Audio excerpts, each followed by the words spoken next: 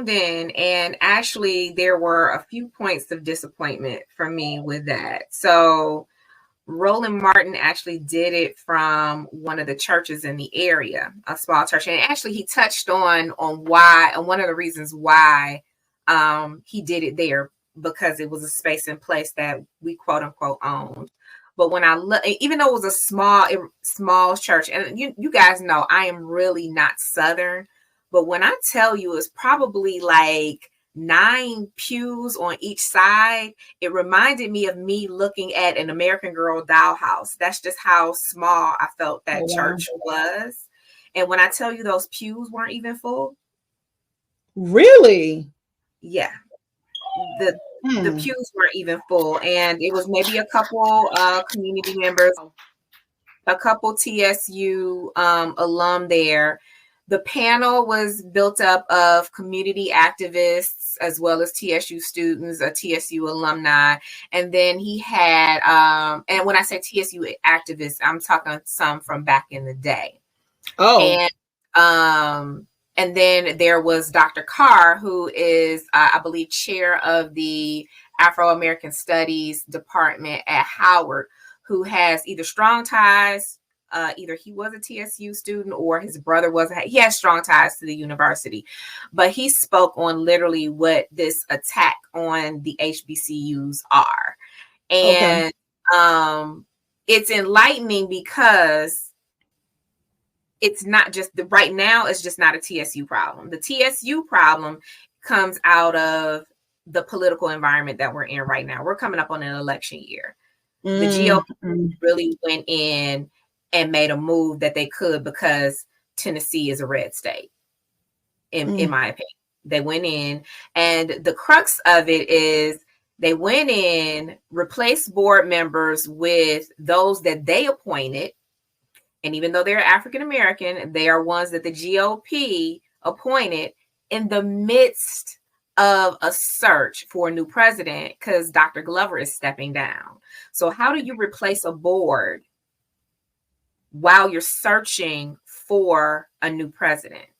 So that leaves the whole campus in flux because you don't know what leadership looks like. You've replaced it with hand-appointed people that really, I mean, they're members of the Nashville community and in other places and spaces, but are they really invested in the university? And they did all of this based off of an audit that said there was no fraud, but there was mishandling of funds, but there was no fraud. I would be interested to know if they can even do that. Like, what do their bylaws say about that? Because you're right, to have a president stepping down and a board in transition, that's a little, who's governing? So this is the thing. The government body, the legislature, the state legislature did this. That's crazy. And it happens so often, which is the crazy part. Right. And HBCUs. They play cat and mice games, pickety pat, and then the kids be upset, the schools be upset. Like they do that a lot, which is really sad. But other point that I really have to make, they did this in spite of the fact that TSU is owed $2 billion in funding from being underfunded over the last 15 years. 15 years. Yes. Wow. So I think this is wow. The legislature didn't want to address the underfunding, but they wanted to address what they found as misuse of funds for housing and scholarships, which are the main things that we try to use to keep our students where they need to be. Right. All right, ladies and gentlemen, now is the time you all have been waiting for. Introducing your HBCU aunties, Tyon and Mia. Hey, booze. Hey. Welcome everyone to episode 7 of the Real University, where we come together to discuss issues for both students and parents. And we are shifting a little bit because there are some things going on in the we're going to say the government that affect our HBCUs. And we know that there are many things that affect, but there's something that happened today that is very, very, very, very relevant that occurs not only on the campus of Tennessee State University, but a lot of HBCUs. And so we're going to get into what happened today on the campus of Tennessee State University, because this is what I like to say is the way behind the scenes of the things that occur that create the catastrophes that we deal with on the end game. So let's get into what the conversation was. Tyon, as a TSU parent, I would love for you to just kind of give us an overview of what that conversation was, because I know it hits home a little bit different for you with regards to what happened today. Yeah, so what happened today was, again, Roland Martin wanted to bring some attention to what was going on with a panel at a local church there. But that was in response to Tamika Mallory coming in, a couple other clerical leaders that have strong ties to HBCUs to address the legislative decisions that were made last week by the Tennessee state government, the GOP in particular, when it comes to replacing the members of the Board of Trustees for Tennessee State University in the midst of them searching for a new president. Their president, Dr. Glenda Glover, will be stepping down. But they did this not really addressing what the real white elephant in the room is, which is the fact that TSU has been underfunded for years to the tune of about $2.1 billion. And I said billion. So we're identifying the top problem, and we're going to break it down to how that affects all the other things. So that's the real right there. That's the real, the underfunding. That's and the real. If we talk about, historically, how HBCUs are often criticized because of, lackluster facilities, a lack of organization, the administration. It all boils down to funding. Now, I like to look at things from a perspective when we talk about HBCUs and put them in three categories. You have your private institutions, which typically are your more what we consider, I don't want to say Ivy League. Ivy League of HBCUs. League, there we go. I'll take a Violet any day. Ooh. Of HBCUs. So your Hamptons, your Howards, your Morehouses, your Dillards, your Spelmans, those are basically private schools. And then you have some of your larger state universities, your North Carolina Aunties, your and actually no, I'm going to put A&T in the last category. So your Morgan States, your Delaware States, your Langstons and your Lincolns, they receive state funding, but that last are the land grant state university. And so that's your TSUs, your Tennessee State Universities. That's your Prairie Views. That's your North Carolina A&Ts. That's your Skies. That's even your Florida A&M. So again, these are all broken down by funding sources. So those private institutions have huge endowments. Their tuition is typically higher because they're not receiving additional state funds. And then they're kind of relying on their more prominent alumni, donations, strategic partnerships, community grants and things like that to keep their kitty afloat. Again, right. And I think that's important. I think that's important for people to know, because I don't think that as you go into a space as a parent or even as a student, you're not thinking about how the school is funded, where the funding is coming from, why things are the way they are. You're thinking about the history. You might have grown up near that university. Your sister might have gone there. Your parents might have gone there. You're looking at a historical space, but from an actual institutional space, and how the bills get paid, it's very important to understand how that works, because all of the other issues that trickle down come from that situation. So I'm just going to break in a couple times just to give the cliff notes into what that really looks like. Most definitely, because that's the other reason why we are always, proud of the ones that give back. And, I can touch on this a little later because, definitely I am going to pull some coattails on this. But one of the reasons why we as alumni need to start, one, being active in what is going on with our institutions, but two, really giving back. A lot of the times, from some of these institutions that have, famous alumni and let's not confuse fame with fortune, but right.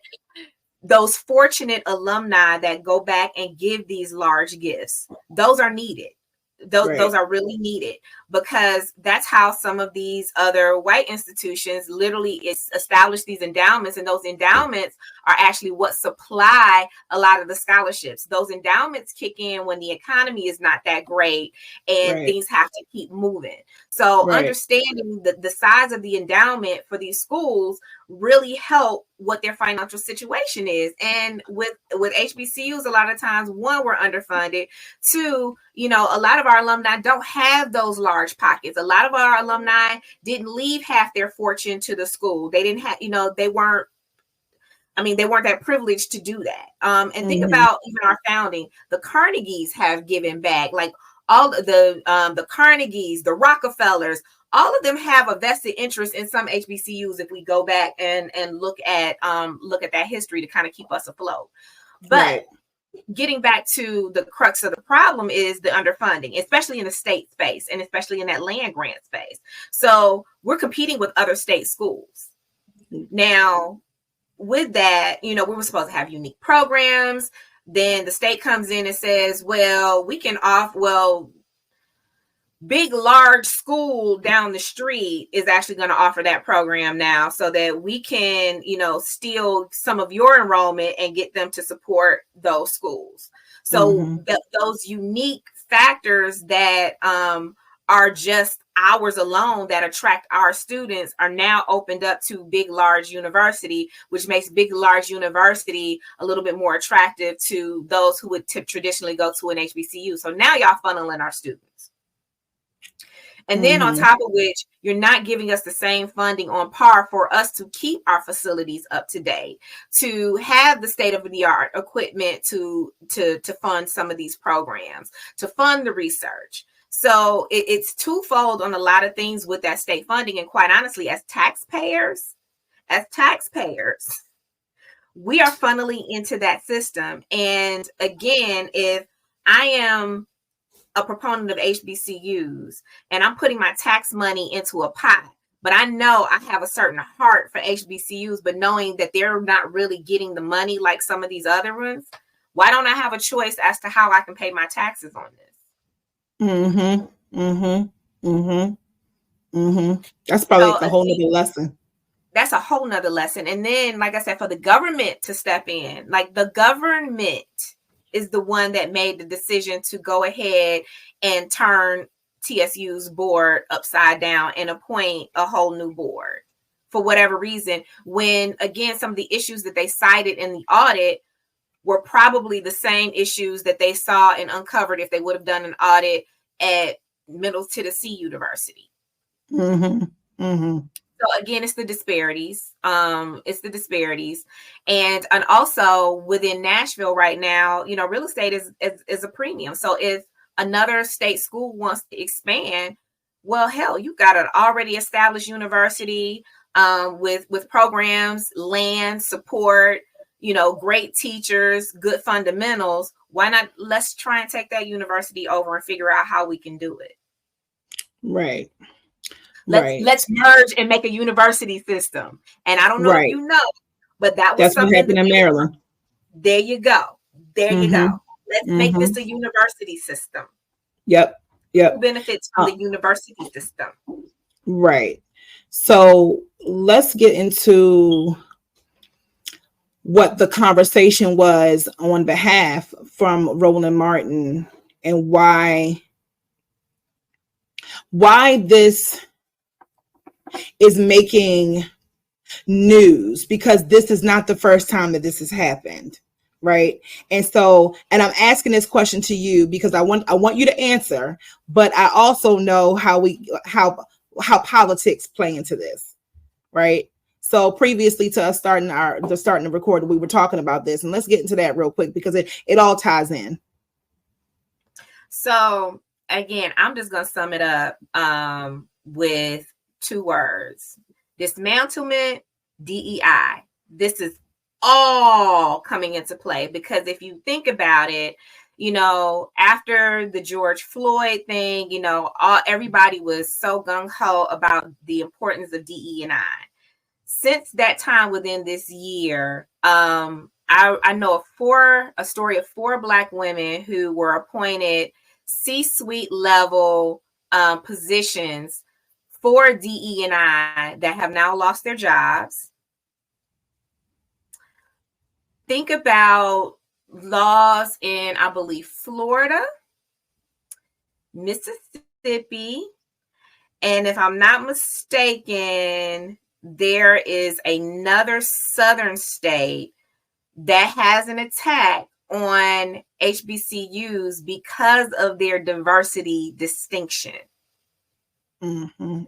So with that, it's the dismantle, and let's talk about the bigger thing. The ruling against affirmative action that happened last year. Yep. So everything that has been designed or put in place to help us advance now at the state level, because again, we're one big melting pot, but at the state level, they're coming in and there's a particular color associated with the political landscape in a lot of these places that are coming in and dismantling anything diversity related. And so that was one of the things that Roland touched on in here. The diversity is gone. The equity was never there. And inclusion, they're now shutting the door. Right.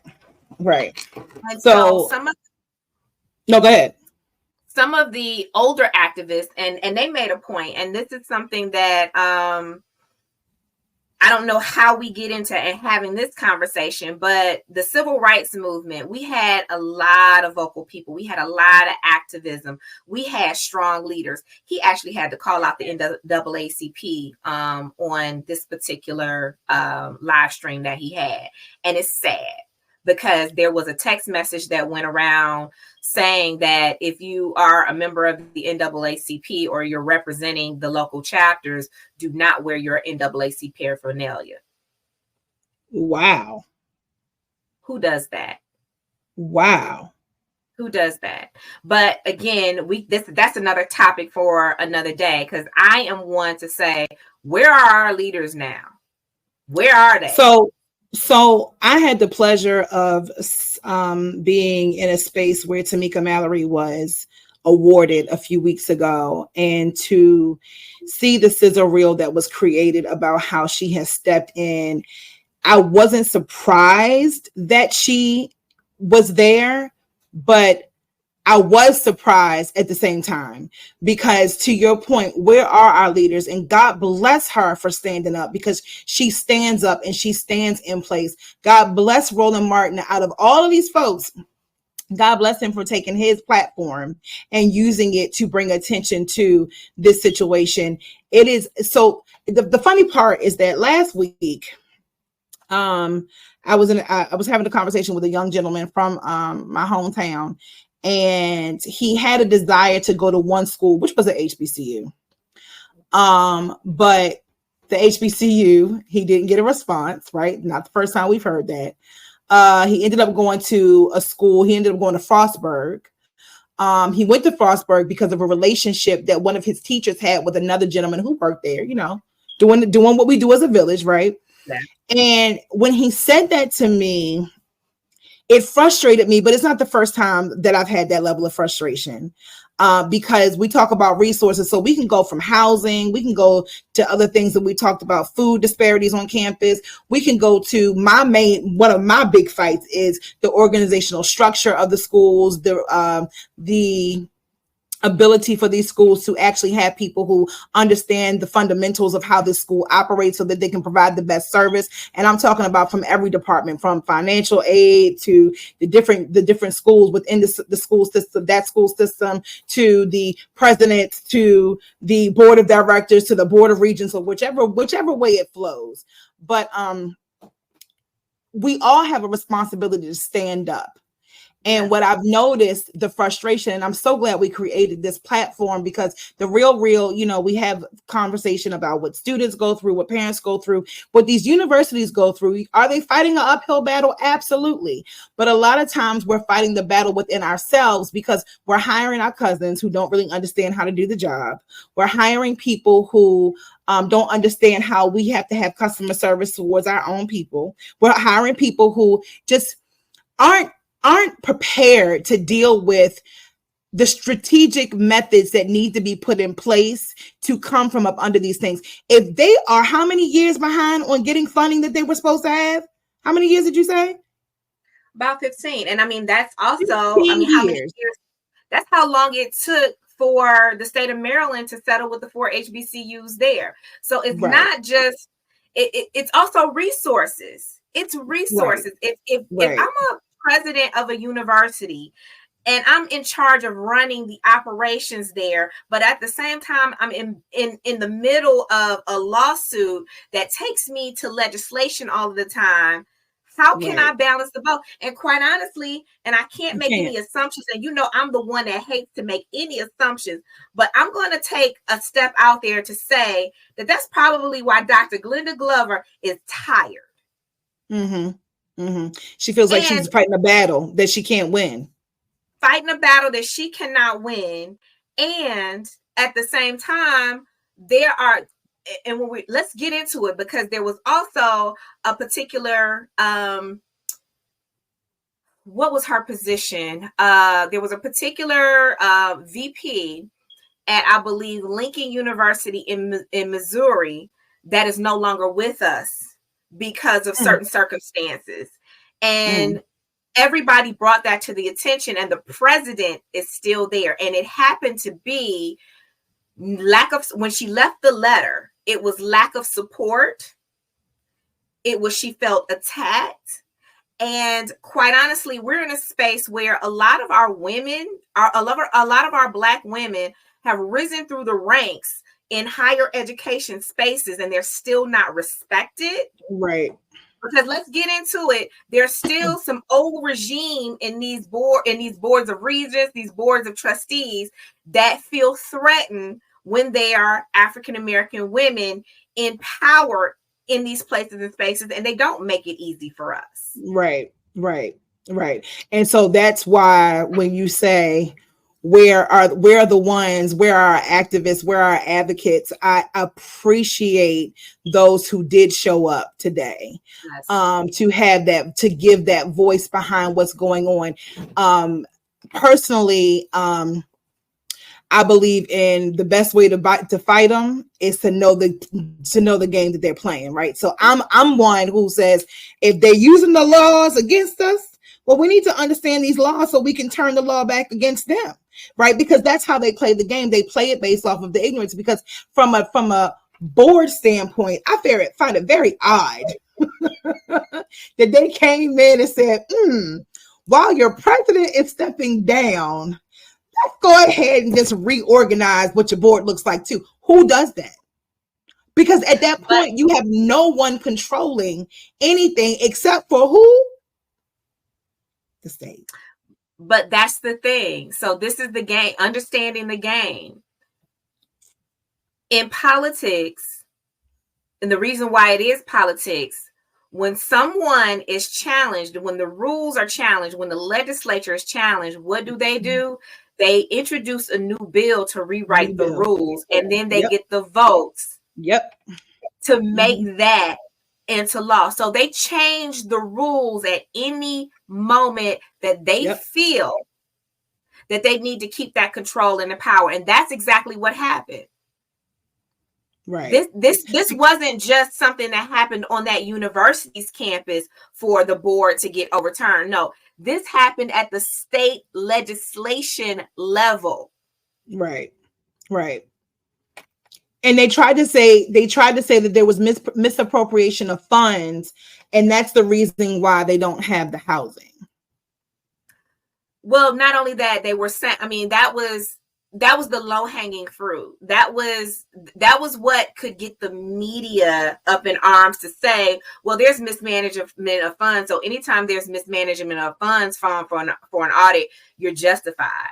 But there was internal mismanagement of funds. But no one's saying, but for 15 years, we haven't given them the what is it, 2 million? 2 billion. 2.1 billion.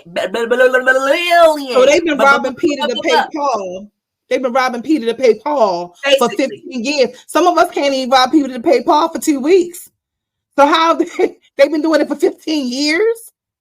So basically that might have been taken, and that mishandling could have been taking money from this pot to cover what needs to be in that pot. Exactly. And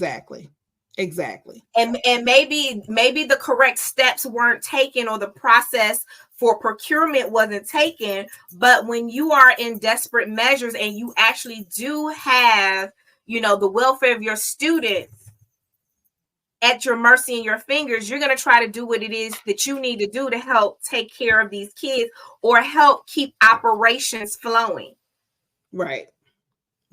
Which then internally justifies when we go to a dorm that looks like it was built back when the school was built for the first time, and looks like it hasn't been updated. Tennessee, because I have pictures of when you dropped off your baby. I said, what is going on here? This isn't safe. This isn't what it should look like, because this is what's happening. So can we really say misappropriation of funds internally when we've been stopping them from collecting their $200 every time they pass go for the last 15 years? That point. I'm just saying. I mean, let's make it make sense. And that's just the number that's reported in the media. I'm just going to say our schools have been disproportionately funded for probably since the first philanthropist just dropped off that first check. We have had challenges. And one of the panelists said that, we have been able to survive the adversity for years, and we still thrive, and we still, kick out graduates that are top tier. We still have top tier programs.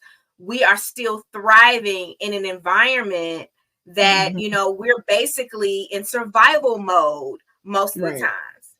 And that's one of the things that I actually appreciate about my HBCU experience, because again, I'll tell anybody, I have sat in rooms with CEOs day in and day out, and I can identify, and real CEOs, real ones, and know which ones have literally been appointed to that position and know diddly squat about day-to-day operations. Right. Versus the ones fully learned the entire process of how this thing is supposed to work. Right. If I had to get my hands dirty in operations, I would understand the how and the why. Right. These are people that papers are handed to them telling them what to do or to say. Right. I wonder how many schools. I wonder what the reaction's going to be from some of the other schools. I wonder if anyone else is going to come forward and just kind of speak to it from their level of being an internal, an employee. My heart says no one's going to do it because people move in, there's a fear factor, right? But I also feel like because of where we are as a country, that a lot of people are putting that fear aside and are speaking up. Because, what are you going to do? Because you can't retaliate. You can, but what does that look like, right? Because if we know this is happening at Tennessee State, we already know it's happening at other universities because it's been in the news. So when do they come together? Now, I know that these presidents do come together for meetings. Yes. I know the administration comes together for meetings. As a matter of fact, at the White House. Right. Right. So what is that conversation like? I wonder if anyone's going to go into what that conversation has been or do some research to go back to the minutes, which should be, I believe all of that stuff is public record. You go back into what those conversations have been documented and what has been stated and what the response has been. I wonder if we would uncover the word I want to use, uncover a lot of promises that were made that were never kept. A lot of bills that were passed that, like you said, superseded what makes sense. If we have to, what is it called? Peel back the onion to really figure out what the real root, like if we could come up with a number nationally and say that over the past 15 years, 30, 40, whatever HBCUs have been promised X amount of dollars and it hasn't been. I wonder what that reaction would be and what would happen. I wonder what would happen. Because this is not, I mean, I remember my mother discussing this when I was a little girl about the problems that were going on. I'm 25 years out and our parents celebrated how many years out of college? So you can only imagine how long this has really been going on. And not only that, I want to call attention to the campus activism because, I mean, and I know that this is a different generation. And I know literally in the crux of the civil rights movement, our HBCUs were, at the forefront of everything. I mean, think about all of the schools that had sit-ins, Morgan, in North Carolina. Think about, Martin Luther King, being a graduate of Morehouse, like the hotbed of that. Our schools were there. We were the root of activism. And, in the 70s, in the Black arts, during the Black arts movement, during the times where we finally figured out that we made it, but we were still fighting that activism. Mm-hmm. I even go back to, and people don't really know this about him because they think he's a comedian, they think he's a radio host and all of that. But Joe Clair took the Maryland legislation on as a student leader at Morgan State University to protest the conditions. And that was literally like right before I got there in the 90s. He was early 90s with that. But when was the last time that we saw a student body take on the legislation? Yeah, I will say within the last couple of years, I've watched the students at Howard University and the sit-ins that they were having and protesting their conditions. But did they take that to the legislature, or were they taking that to Howard University, which is a private, let's go back to that, let's bring that full circle, which is a private institution. Right. Yeah, I think that people say it's bigger than us, but it really isn't bigger than us. I think that there are just so many different levels and different layers because you're right. How do you approach it? Students are different now, but one of the reasons why we started this entire thing was to bring the attention to what it looks like, how you can deal with it, how you have the conversation. What's the conversation you need to have? Do you need to get together as a parental group and say, listen, my command, demand, request, whatever the word is, the university to have a moment to dig into what it looks like. If you're a parent, your kid is in school. Do you have a conversation to say, I need to know what's really going on? Because the government's going to do what the government's going to do. And that's where I'm coming in from the advocacy standpoint. If you sent your child away and you really care about what's going on with your child and their welfare, yes, I'm that parent to be the first one smoking. But where's my other parents? I'm also an alumni. I keep my feet on the pulse of what's going on as an alumni. So I have a voice there. Mm-hmm. But like I said, when I look at our alumni associations, I'm seeing still the old regime. Right. So who are the alumni that are speaking for us in this current space? Right. Where are the parents that are speaking in this current space? Going back to the reason why we do this, it takes a village. Right. Where are the rest? Where's my neighbors? Where are y'all? Right.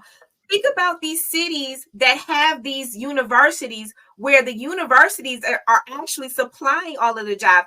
The mayor of Baltimore will tell you right now he is so grateful And this young man is the first time I've even heard someone say this in the way that he said it. He is so grateful for Morgan State University and what it has done to the Baltimore economy. I'm quite sure Tallahassee can say the same thing for Florida A&M University. Yeah. I think that this is definitely a conversation. I'm going to go back to just being so grateful that those who did come and did speak and did request and create and have the panels and the discussion, because this doesn't need to be the first and the last. There needs to be more, private, public, whatever. I don't care what it is, because it's bigger than us. I mean, we're already in a space where people are questioning whether or not they need to even have a college degree. So let's not let them eliminate the whole aspect of education, or what education can look like, just because the people can come into a space and change, flip, twist, move, run amok, or do whatever they're going to do with regards to how it is. They promised funding. You're supposed to give the funding. We're in $1 trillion deficit, but yet funding still being given to all different types of groups, right? Forget what that looks like. Where is it? Why aren't we getting it? What's the conversation behind it? This cannot be the last one. Period. Yeah, it can. And again, I mean, I use my platform as a parent, as an alumni, and just a staunch HBCU advocate. Right. And this is the reason why I do this work, because these are great, grand institutions. They really are. They really are. And we all have love for them. And then one student actually said that, you know, one thing that is special about these places and spaces is it allows us that second chance. It allows those who were who were already counted out from, what is that, fourth grade? When they start determining third grade, when they start determining what your level of success will be in the future. Yep. A chance to come and flourish. Yep.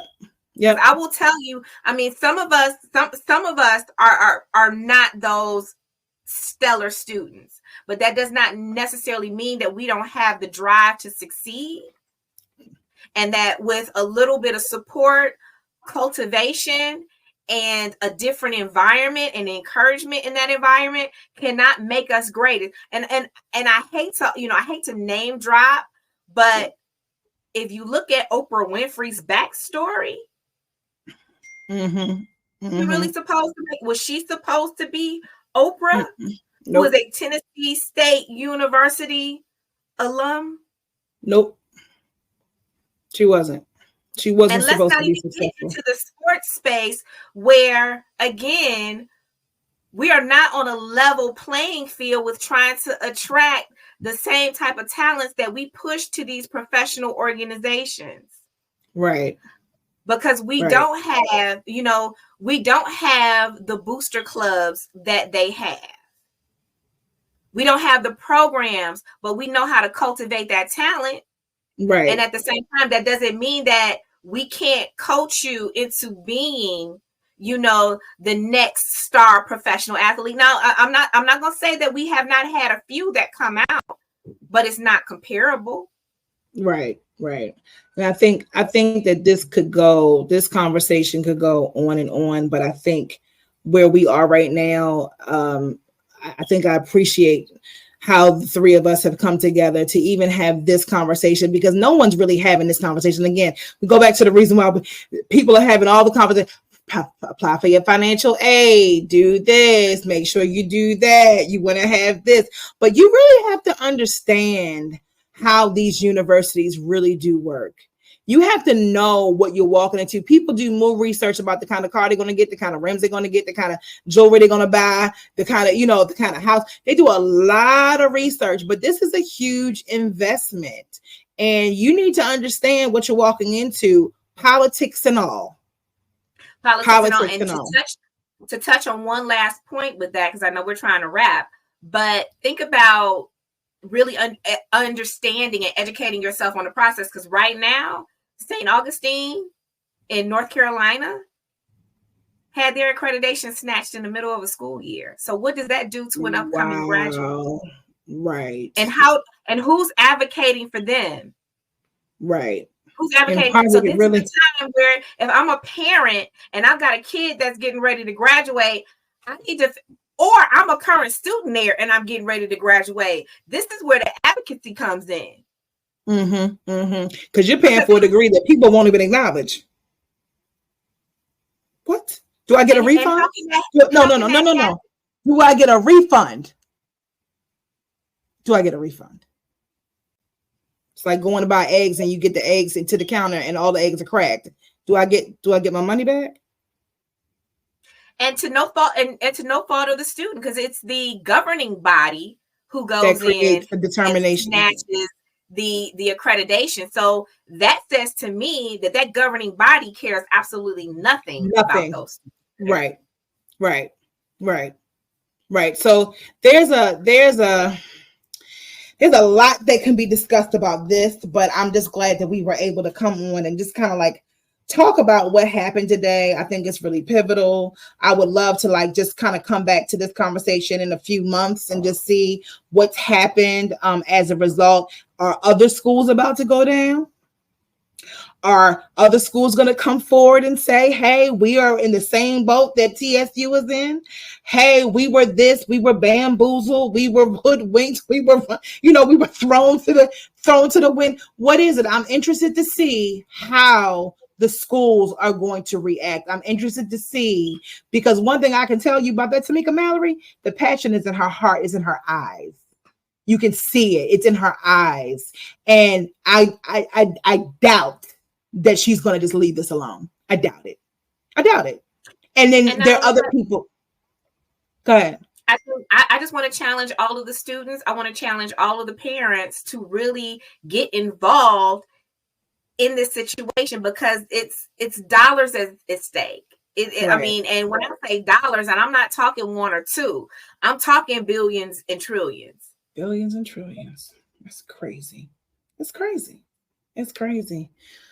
Well, that's it for the Real University. I definitely think we will paperclip this, as we say, and come back to it. Pay attention to it, rewind it, flip it, rub it down, figure out what's going on, have the conversation. I think we're connected to enough people and places to really have some feedback on this. I would love to continue that conversation. But like you said, I challenge the students, the parents, the employees, anybody who who truly cares, because we know we have people out there who care, might not know what to do, where to start, but to start the conversation, have the conversation where people can actually help you push the needle forward, as opposed to doing what a lot of people do, is just sit back, watch it, and complain about it and do nothing about it at all. Right. So this was a wonderful conversation, as always. Tune it out.